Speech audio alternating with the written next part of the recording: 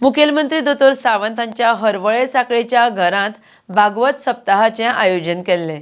शेनवारा 28 डिसेंबराक ह्या सप्ताहाचो समारोप सुवाळो जातलो। ह्या सुवाळ्याक राजकीय मळावेले मंत्री, आमदार तशेंच बऱ्याचशा लोकांची हजेरी आशिल्ली। RDX Goa bureau report.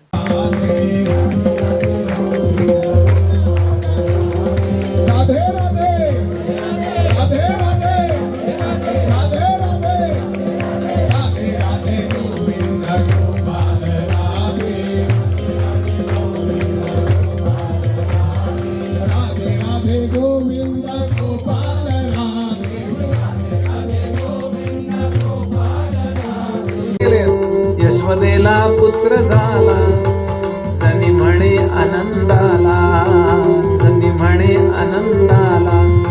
पुत्र मुख पाहुचला, पुत्र मुख पाहुचला, जनी म्हणे आनंदाला, जनी म्हणे आनंदाला।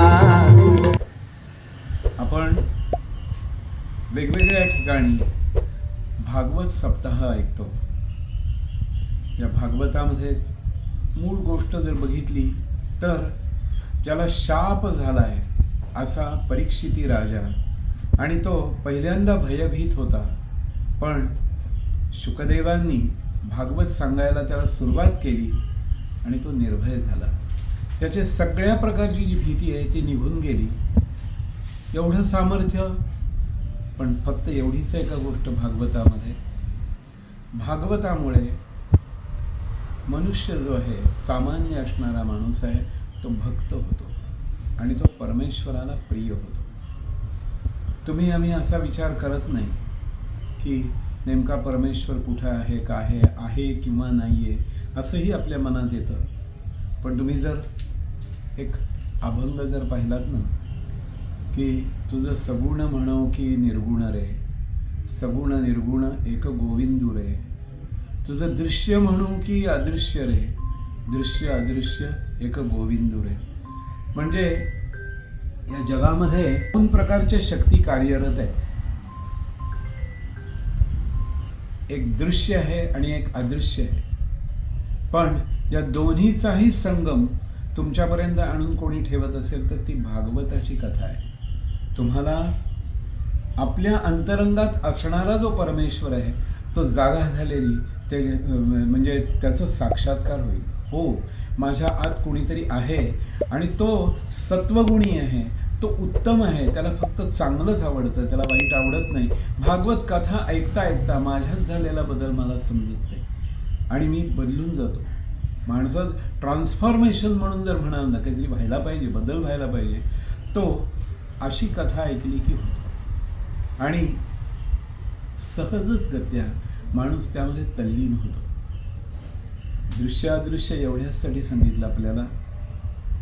साधा इलेक्ट्रिकच्या दिवा बघा, त्याला दोन वायरी असतात, एका वायरीला करंट असतो, एकीला नसतो, होय की नाही?